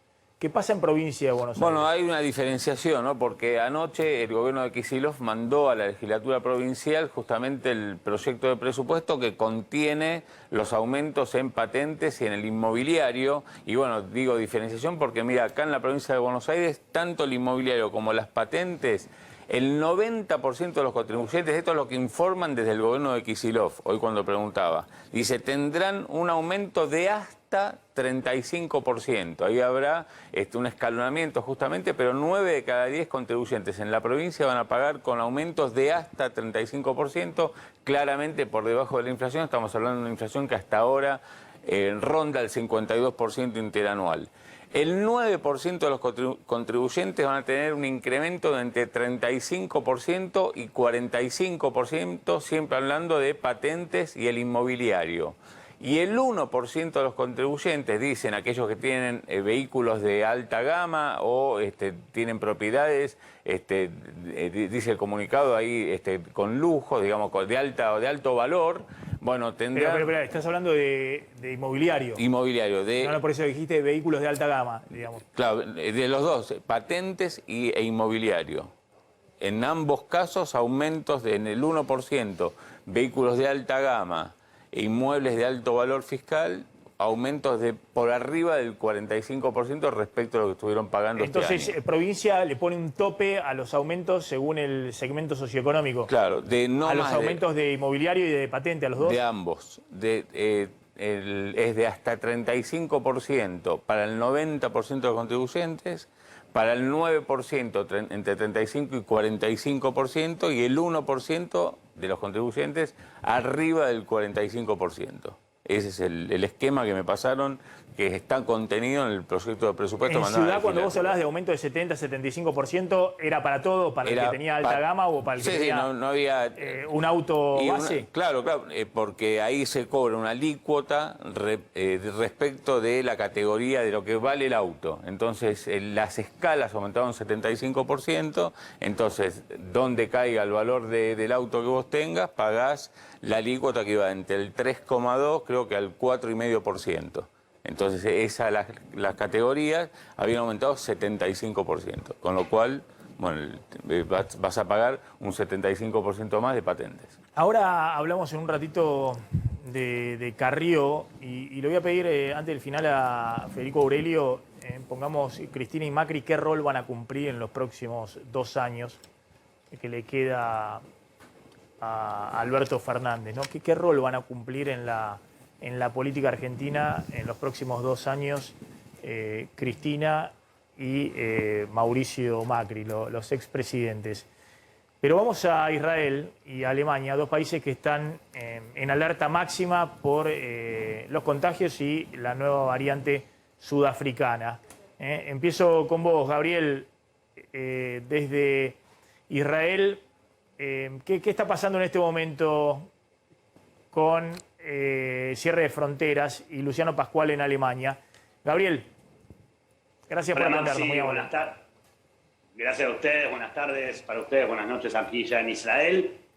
Como bien decía recién Maxi, el cierre se está dando desde el domingo pasado como una nueva disposición que tomó el gobierno del primer ministro Naftali Bennett respecto de los cuidados que se pretenden para la no entrada de la variante Omicron, que como ustedes ya saben, ya tenemos 2 casos registrados confirmados de la variante Omicron. De hecho, el primero que se confirmó a fines de la semana pasada es de una persona que regresó de Sudáfrica, que está vacunada con 2 dosis de AstraZeneca y que, además de todo, trabaja en hotelería, en un hotel en la ciudad de Eilat, que es uno de los puntos turísticos más importantes que tiene Israel. Entonces, el miedo que hubo en un principio era el aislar rápidamente a esta persona para prevenir que no pudiera provocar más contagios. Ahora, lo que se dispuso fue el cierre solamente para la entrada de extranjeros al país. Ciudadanos israelíes que están en el exterior y que tienen que regresar, por el momento pueden ingresar a Israel. Perfecto. Bueno, pero cierre de frontera. Fíjense qué preocupación hay con esto, porque Israel tiene un nivel de vacunación, me imagino, elevadísimo. Gabriel, ¿cuánto es la vacunación con 2 dosis en Israel? Y para que se den una idea, sobre 9.300.000 personas que tiene Israel, hay 6.300.000 personas con la primera dosis, 5 millones casi medio, poquito más de medio, con la segunda dosis y 4 millones con la tercera dosis de Pfizer. Lo que sí, Maxi, lo que aclara el gobierno en base a este cierre, que en principio será por las próximas 2 semanas, es tratar de que no pase lo que pasó en la ola anterior, en la ola de la Delta, que, como ustedes se acuerdan, tuvo lugar justo días después de que se había anunciado la salida del último cierre aquí en Israel, y que aún sin turismo llevó los casos de 50 o 100 casos diarios que había en ese momento a un pico de 10.000 en el mes de agosto. Entonces, lo que están tratando de prevenir, por más que sea una medida que de hecho retrocede hacia la apertura del turismo que se había dado aquí en Israel a principios de noviembre, y de hecho tiene, si bien toda la sociedad no está en alarma porque la vida normal continúa aquí en Israel por el momento, sí tiene a maltraer a la industria del turismo, porque en definitiva estamos hablando de una industria que viene maltrecha desde el principio de la pandemia y que empezaba a querer recuperarse en estos días y que evidentemente va a tener que seguir siendo postergada. Claro. Luciano Pascual está en Alemania. Luciano, ¿cómo está la situación ahí después de los récords de contagio que han tenido en las últimas semanas? Hola Maxi, ¿qué tal? Muy buenas tardes para vos, para toda tu teleaudiencia. Aquí en Alemania la preocupación va en aumento. De hecho, hoy se reunió Angela Merkel con su futuro sucesor Olaf Scholz, que bueno, el jueves van a salir a la luz las nuevas decisiones que se van a tomar. Algunas ya se pueden ir anticipando. Se están cancelando los eventos multitudinarios. Los partidos de fútbol, los estadios aquí en la Bundesliga, van a hacer los partidos de fútbol sin público, como hace un par de meses atrás. Eso ya es una exclusiva que te puedo dar, los partidos de fútbol de la Bundesliga de vuelta sin público. Las discotecas se están cerrando, los lugares, digamos, donde se acumula mucha gente, especialmente gente joven, están cerrando por completo. Así que bueno, y otras medidas van a salir a luz el jueves, cuando Angela Merkel, en una reunión con todos los gobernadores que van a tener ese mismo día, bueno, en conferencia de prensa van a anunciar el resto de las medidas. Hay mucha preocupación porque aquí la variante Omicron ya fue encontrada en varias personas. Lo bueno de esto, a ver si se puede decir, es que las fronteras todavía siguen abiertas. No está pasando lo que pasó en el último invierno, donde se cerró todo literalmente. Las fronteras siguen abiertas. La gente, por suerte, sigue haciendo, entre comillas, aquellos que están vacunados, una vida normal. Digamos, aquí en Alemania se está excluyendo, lo voy a repetir, a las personas que no están vacunadas. Otra de las novedades, Maxi, déjame decirte, es que Olaf Scholz ya está hablando de una vacunación obligatoria aquí en Alemania. Algo que parece impensado. Obviamente eso se va a tener que debatir en el Bundestag, en el Parlamento alemán, pero es algo que él quiere imponer porque ve que la situación, si no, no va a mejorar aquí en Alemania. Es lo que él ya está diciendo y es lo que quiere llevar a cabo cuando él sea el próximo, cuando él asuma, ¿no?, en su cargo de nuevo canciller alemán. Les agradezco a los dos, muy interesante cómo se está complicando el panorama afuera, ¿no? Hay que seguirlo con atención. Gabriela Ostrowski desde Israel, muchas gracias, y Luciano Pascuale desde Alemania. Les agradezco a los dos. Federico, ¿a qué juega Carrió? A ver, mirá la información que tiene González Prieto respecto a Carrió, que este fin de semana dio que hablar. ¿Qué está jugando Carrió en estos 2 años en la política argentina? A ver. Mira, estuvo el fin de semana en un club de polo en la provincia de Buenos Aires festejando los 20 años de la coalición cívica. Estaban todos, ¿no? Mauricio Macri, ahí en primera fila, María Eugenia Vidal, Larreta, es decir, no solo los de la coalición, sino los aliados, y le marcó la cancha. Pongan caras decentes. ¿Hay fotos de Carrió con Macri y todo eso? ¿Difundieron fotos o no? Sí, por supuesto. Hay fotos. Veamos un poquito de la foto del encuentro. Más allá de las fotos, mira, ahí están todos muy jocosos, muy lindos. Eran los 20 años de la coalición cívica y logró Carrió que fueran todos, digamos. Sí, y ahí los retó como a chicos. Mira, pongan caras decentes, les dijo, al frente de las presidencias de los bloques. Esto porque Emiliano Jacobiti, que tiene atrás a Cotino Siglia, viene pidiendo la presidencia que en realidad no es el partido de Carrió, ¿no? De la Unión Cívica Radical. Viene pidiéndolo, no tiene los votos, tiene 15, 16 votos, pero es una forma de negociar otros espacios, pero cuestionan a Mario Negri. Pongamos las imágenes del evento y vos comentás la información. Está bien. Sí. Yo no me fui de un partido que tenía corruptos para venir a hablar con los hijos privilegiados de esos corruptos que manejaron la franja morada con la mayor corrupción que se conoce en la historia, dijo en el discurso. No confío en Ritondo, tiró también. No confío en absoluto. Es más, nunca he confiado, él lo sabe, dijo Carrió entre sus comensales. Es decir, disparó contra todos los que fueron ahí a agasajarla, digamos, que era la anfitriona. Ya es un gesto político muy fuerte, que fueran todos los líderes de Juntos por el Cambio ahí, y Carrió los abofeteó a todos. A ver, tenés el tape de Carrió ahí en un momento de la celebración de la coalición cívica. Que se entienda y que lo entienda entera la Argentina y la clase política, empresarial y sindical. Y esto es experiencia histórica, teoría política, filosofía política. O es un nuevo contrato moral o es que se vayan todos.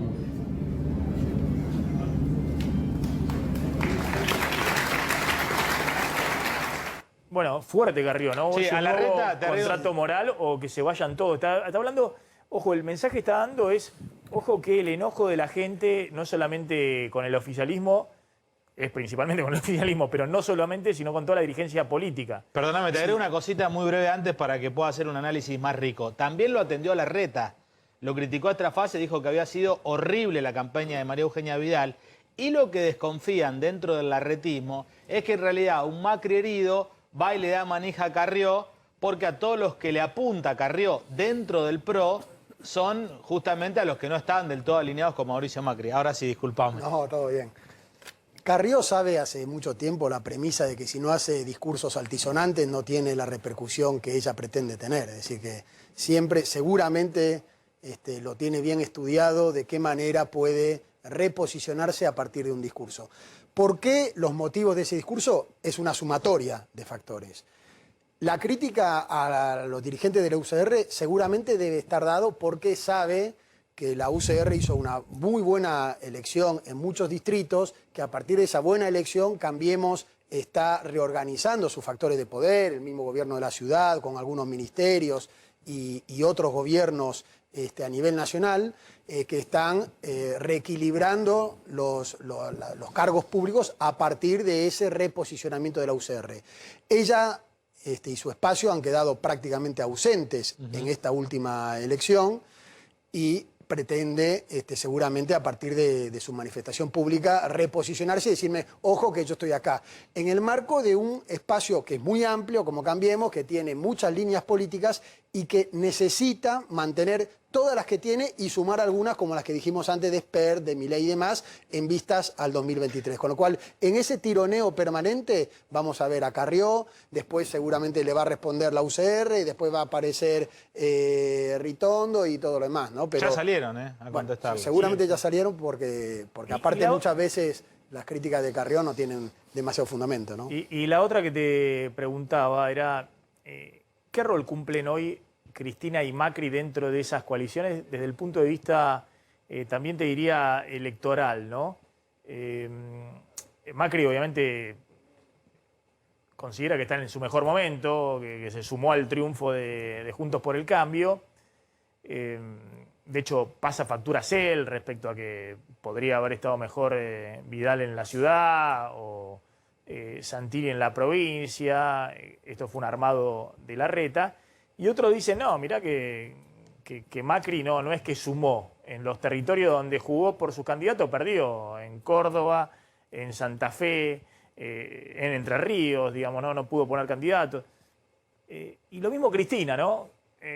Algunos del gobierno dicen, bueno, pero ¿qué? Cristina también no nos sumó. Y otros dicen, no, mirá, lo que se quedó con el caudal político del gobierno es Cristina.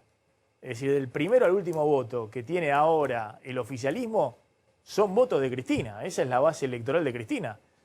Al contrario, Cristina está en el momento donde ella tiene la estructura electoral del oficialismo. ¿Cómo interpretás una y otra visión? El Frente Macri de Todos, y Cristina. sin Cristina y sin el cristinismo, no tiene perspectiva 2023. Cambiemos sin Macri, es probable que tampoco tenga perspectiva, porque de vuelta son dos espacios que necesitan la sumatoria de todos sus actores. Entonces, en base a esa realidad es donde siguen teniendo un protagonismo muy importante. Por supuesto, mucho mayor el de Cristina, porque aparte es la vicepresidenta actual y es quien lidera el espacio del Frente de Todos. Macri ya, por lo menos así se observó en la definición de las candidaturas de esta elección, no fue el decisor de las candidaturas. Muchos de los candidatos que apoyó tampoco ganaron sus propias primarias, con lo cual es un actor que cumple un rol relevante, pero que hoy ya no lidera el espacio de Cambiemos. Pero por supuesto que Cambiemos no puede, ya tiene bastantes problemas con un ala liberal por afuera de Juntos por el Cambio, con el espacio político que ocupan, permitir que Macri no ocupe un rol incómodo. Tiene que generarle alguna comodidad y Macri lo que va a pretender es, dentro de esa necesidad que tienen de su presencia, tener el mayor factor de poder posible en la designación de candidatos del 2023, donde ambos, tanto Cristina como Macri, seguramente saben en su fibra íntima que no van a poder ser candidatos. Federico, gracias. No sé cómo te agradezco que hayas venido en el día de hoy al programa. Vamos volando a la tanda, ya volvemos. Bueno, tenés datos de lo que está pasando en el mercado cambiario y qué está pasando con el tema de bancos y retiro de depósitos en dólares. Claro, primero vayamos a esto último. Me están contando desde bancos privados que tanto en el día de ayer como en el día de hoy, y a pesar de las desmentidas del Banco Central, se nota nerviosismo de parte de los ahorristas en dólares, aquellos que tienen depósitos en la caja de ahorro en dólares, que van al banco a sacar justamente los dólares por temor a que pase algo, digamos, después de la ola de rumores, digamos, del fin de semana, y a pesar de que ayer el Banco Central fue muy enfático, descartando cualquier medida del tipo corralito o que pase algo con los depósitos. El cálculo que me hacen en distintos bancos es que tanto ayer como hoy se estarían yendo del sistema financiero unos 200 millones de dólares, incluso algunos me dan a una expectativa, a una proyección que ese número podría ser todavía un poco más alto. Los bancos obviamente tienen los dólares para devolver a los clientes, lo que están haciendo, no hay un problema de liquidez, esto que hablamos durante todo el programa de hoy.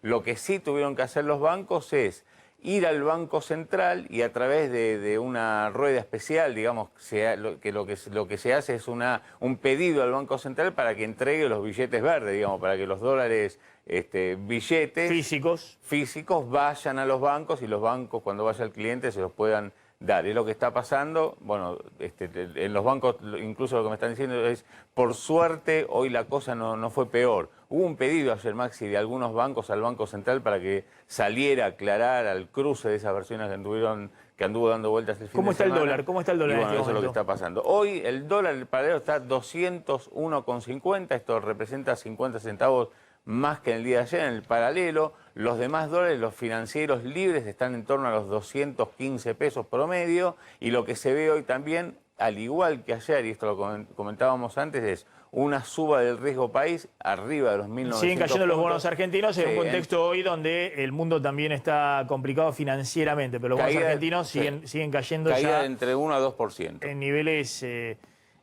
ya están de remate total. Bueno, tenés ahí la tapa del Cronista. Así es, por el aumento de los precios, dice el Cronista Comercial en su principal título en la tapa. en comercio interior estudian una suba escalonada de retenciones a la carne, un tema que veníamos tratando con Claudio Slotnick aquí en el programa. Dice la tapa que el plan que prepara la secretaría que conduce Roberto Feletti detalla que se bajó de un consumo per cápita de 55 kilos promedio por persona en 2015 a 47 kilos en esta parte del año. Te digo la información, Maxi, lo que está preparando Feletti es un plan para presentarle a los ministros que tienen que ver con este tema. ¿Qué dice ese plan que quiere imponer Feletti, que quiso hacerlo hace algunas semanas y que entre Guzmán, Julián Domínguez y Matías Culfas le bajaron la idea, le bajaron la decisión de subir retenciones? Lo que propone ahora es subir del 9 al 12%, ir viendo cómo reaccionan los precios y dejar abierta la posibilidad que le pongan 15% de retenciones a la carne. ¿Qué dicen los frigoríficos exportadores? Que si le van a cerrar la exportación, prefieren, no te lo dicen en on, pero en off, prefieren pagar algún puntito más de retenciones, total se lo transfieren al pobre productor agropecuario, a un escenario donde le cierren las exportaciones. Pero en este momento, posiciones cruzadas dentro del gobierno. Por un lado, Culfas y Julián Domínguez con Guzmán acompañando, y por otro lado Feletti, que insiste con el tema de retenciones. Bueno, atención, ¿se viene aumento de la nafta cuándo? Bueno, el gobierno lo que decidió fue postergar cualquier aumento de la nafta, porque lo que habría que hacer era ahora en diciembre ajustar el impuesto justamente a los combustibles, un 8% iba justamente a impactar en el precio de la nafta. La decisión del gobierno fue postergar ese aumento para algún momento del primer trimestre. Acá hay una fuerte presión de las petroleras privadas que le están diciendo al gobierno que hay un retraso en el precio de la nafta de por lo menos 25%. O sea que lo patean para enero. Y entre enero y febrero, te diría, en algún momento del verano, el gobierno está en una secuencia de definamos las cosas más polémicas una vez que se acuerde con el fondo. Quédense en A24, ya está llegando Marce Pagano al aire de acá, de A24. Nosotros nos reencontramos mañana, como siempre, aquí en MMD. Chao, pásenla bien.